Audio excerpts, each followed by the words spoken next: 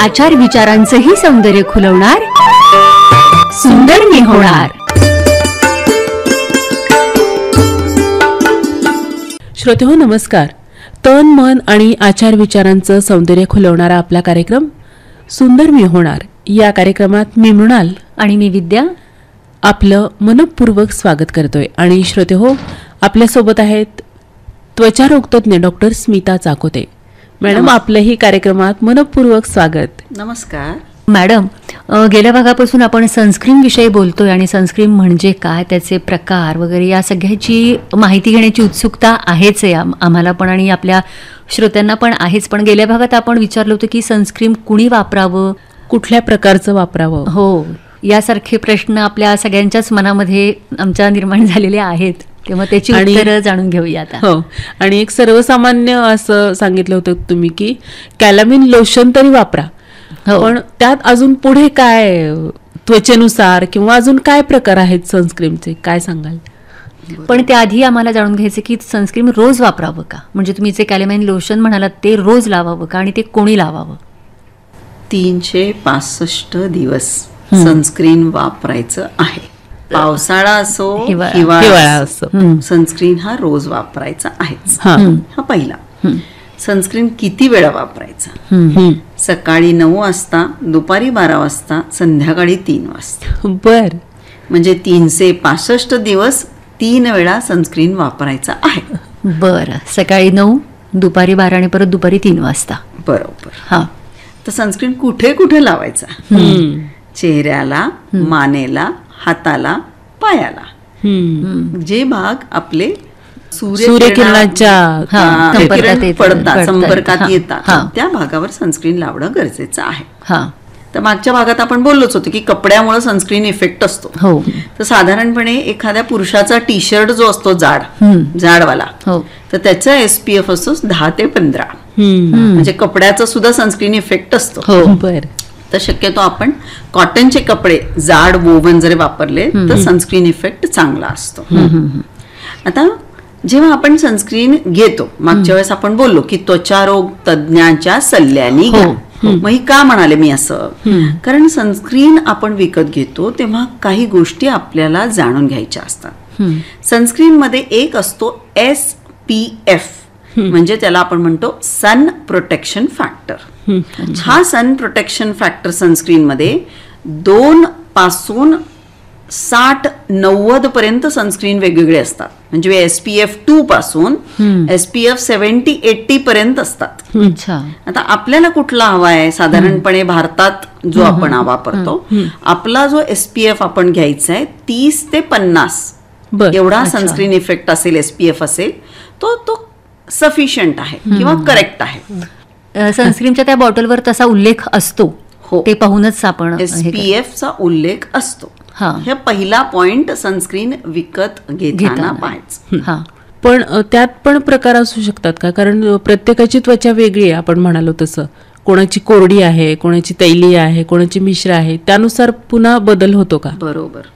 आता मी फक्त SPF बद्दल सांगितलं. दुसरी एक गोष्ट परत त्याच्यात बघायची, त्याला आपण म्हणतो PFA किंवा protection factor against ultraviolet A. SPF कोणाच्या विरोधात काम करतो? Ultraviolet B.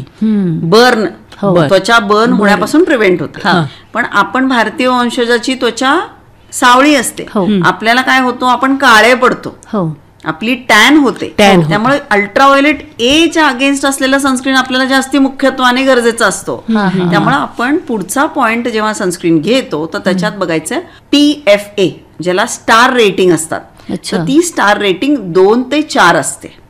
किमान मिनिमम 2 तरी असावा, मॅक्झिमम 4 तरी रेटिंग असलेला PFA वाला सनस्क्रीन घ्यावा.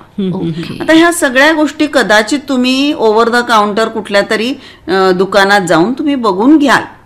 मग परत पुढचा प्रश्न येतो, आता मी क्रीम वापरू, लोशन वापरू, जेल वापरू, स्प्रे वापरू? तो दुकानदार म्हणेल मॅडम हा चांगला आहे, वापरा. पण तुमची त्वचा काय आहे ते तुम्ही मागच्या भागात आम्ही शिकवलं की कशी तुमची त्वचा जाणून घ्यायची. तर आता जर तुमची त्वचा कोरडी असेल तर तुम्ही क्रीम वाला सनस्क्रीन वापरायचे. जर तुमची त्वचा तैली असेल तर तुम्ही जेलवाला सनस्क्रीन वापरायचंय. जर तुमची त्वचा नॉर्मल असेल तर तुम्ही लोशनवाला सनस्क्रीन वापरायचंय. जर तुमची त्वचा अत्यंत कोरडी असेल तर तुम्ही ऑइंटमेंट फॉर्म मधला सनस्क्रीन वापरायचंय. डोळ्याच्या खाली जर तुम्हाला काळी वर्तुळ असतील तर तीही न दिसावी म्हणून तर तिथं स्टिकवाला सनस्क्रीन मिळतो. आणि खूपच ऑइली असेल म्हणजे पिंपल्स असतील, ऑइली त्वचा असेल तर त्यांनी स्प्रेवाला सनस्क्रीन वापरावा. आता हे सोडून बायकांना काय असतं, अहो फाउंडेशन आम्हाला लावायलाच लागतो बरं का. तर मग कॉस्मेटिक आणि आमच्या मेडिकल कंपनीनी टिंटेड सनस्क्रीन्स आणलेत बरं का. म्हणजे त्याच्यात फाउंडेशनचा कलर असतो. तुम्ही फाउंडेशन जे वापरता ना म्हणजे दोन्ही लाईट, मग तुम्ही सनस्क्रीन सोबत ते ऑलरेडी त्याच्यात फाउंडेशन पण मिक्स्ड असतं, त्यामुळे मेकअप सारखा इफेक्ट येतो. तर टिंटेड सनस्क्रीन हा खास स्त्रियांसाठी. आणि हा टिंटेड सनस्क्रीन जो आहे तो विजिबल लाईट आणि तो ब्लू लाईटच्या विरोधात सुद्धा जास्ती चांगला काम करतो. बरोबर. तर ज्या स्त्रिया फारच कॉन्शियस असतात, बाबा मला सुरकुत्या येऊ नये, मला वांग येऊ नये, मला एजिंग स्पॉट्स येऊ नयेत, मला त्वचा काळवंडू नये बिलकुल पण, तर त्यांनी हा सनस्क्रीन वापरायचा. तर अशा पद्धतीने तुम्ही सनस्क्रीन जेव्हा सिलेक्ट करता तर प्रायमरीली SPF बघा, पुढचा PFA बघा, आणि मी जे हे सगळे प्रकार सांगितलेत त्या प्रकाराने तुम्ही सनस्क्रीन चूज करा. आणि एक लक्षात ठेवा, तुम्ही घरात असाल, तुम्ही मोबाईल बघत असाल, तुम्ही बाहेर असाल, तुम्हाला सनस्क्रीनची नक्की नक्की नक्की गरज आहे.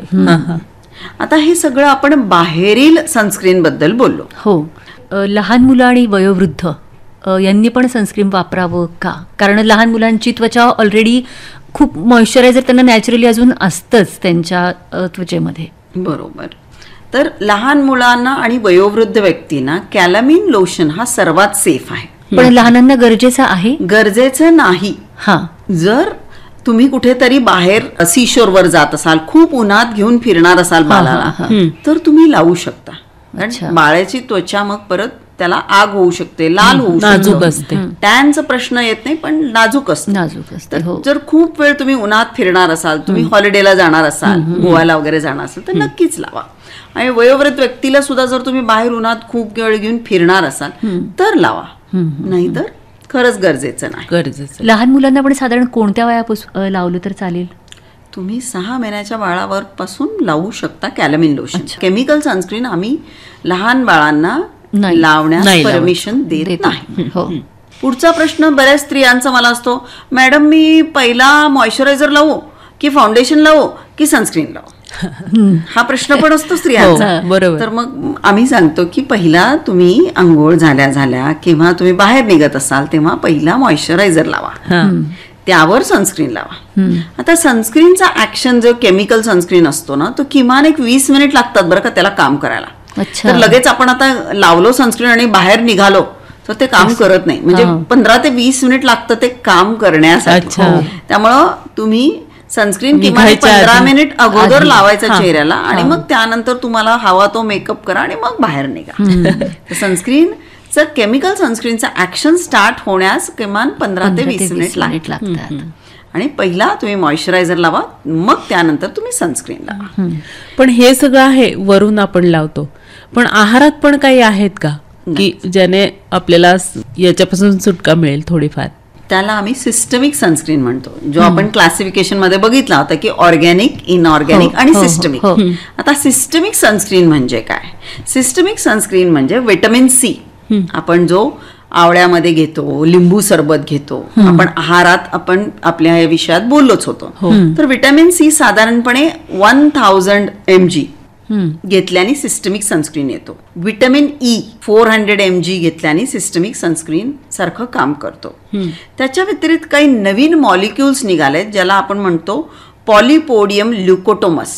हे अशी काही औषधं असतात, ते सुद्धा सिस्टमिक सनस्क्रीन सारखं काम करतात.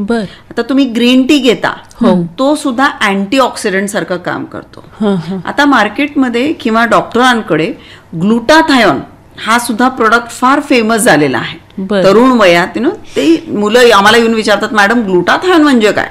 ग्लुटाथायॉन म्हणजे एक रिच अँटीऑक्सिडंट आहे ज्यामुळं त्वचेमध्ये जेव्हा सूर्यकिरण पडतात आणि जे केमिकल चेंजेस होतात आणि फ्री ऑक्सिजन रॅडिकल जो रिलीज होतो त्यालाच तो ब्लॉक करतो. अच्छा, पण तो काय आहे, काय नेमकं ते? तो अँटीऑक्सिडंट म्हणजे आपण जे सर्व रंगीबिरंगी जे फळभाज्या खातो, पालेभाज्या किंवा फ्रुट्स खातो, ह्याच्यात सगळ्यात अँटीऑक्सिडंट पॉवर असते. म्हणजे हा आहारात आपण जर घेत राहिलो व्यवस्थित तरी सुद्धा आपल्याला आतून सनस्क्रीनचा इफेक्ट मिळतो. आता काही आपली मुलं असतात ज्यांना फास्ट फूड घेतात, त्यांना वेळ नसतो, ते फ्रुट्स खात नाहीत, मग त्या लोकांना असे ग्लुटाथायोनचे पावडर मिळतात, गोळ्या मिळतात, व्हिटॅमिन सी ची गोळी मिळते आणि सिंपल गोळ्या असतात. त्वचारोग तज्ज्ञ तुम्हाला सांगतात, म्हणजे ती गोळी नुसती तुम्ही जर पाण्याच्या ग्लास घातली आणि त्याचं छानपैकी व्हिटॅमिन सी ड्रिंक होतो, तो तुम्ही पिऊ शकता. म्हणजे ती गोळी खाल्ल्यासारखं, औषध खाल्ल्यासारखं तुम्हाला भास नाही होणार. तर फार सोपं असतं. किंवा पावडर असती, ती पाण्यात घातली की सरबत सारखा टेस्ट येतो, पण त्याच्यात जी गरजेची सिस्टमिक सनस्क्रीन इफेक्ट असतो, आपण जे ग्लुकोज पावडर सारखं याच्यामध्ये, बरोबर, त्याच्या ऑरेंज फ्लेवर असतो, म्हणजे वेगवेगळे फ्लेवर सुद्धा असतात. तर तुम्ही साधारणपणे तुमच्या लंच ब्रेकमध्ये किंवा टी ब्रेकमध्ये चहा घेण्याच्या ऐवजी हा असा छानपैकी healthy drink, vitamin C drink घेऊ शकता, जेणेकरून तुमची त्वचा आतून तर तजेलदार होणारच, पण उन्हापासून सुद्धा संरक्षण तुम्हाला मिळणार. आणि अशी जर छान आपली स्किन असेल तर आपण सगळेजण नक्कीच म्हणून सुंदर मी होणार. श्रोते हो, सुंदर मी होणार हा कार्यक्रम दर सोमवारी सकाळी 8:15 अवश्य ऐका आकाशवाणी सोलापूर केंद्रावरून. आणि तुमच्या प्रतिक्रिया आणि तुमच्या काही समस्या असतील तर आम्हाला अवश्य कळवा fmsolapur@gmail.com या मेलवर किंवा 9422 65 17 41 या व्हॉट्सअप नंबरवर. चला तर मग मैत्रिणींनो, आजच्या कार्यक्रमातून मी विद्या आणि मी मृणाल आजच्या पुरता आपला निरोप घेतोय. नमस्कार. सादर करते सुजित बनसोडे.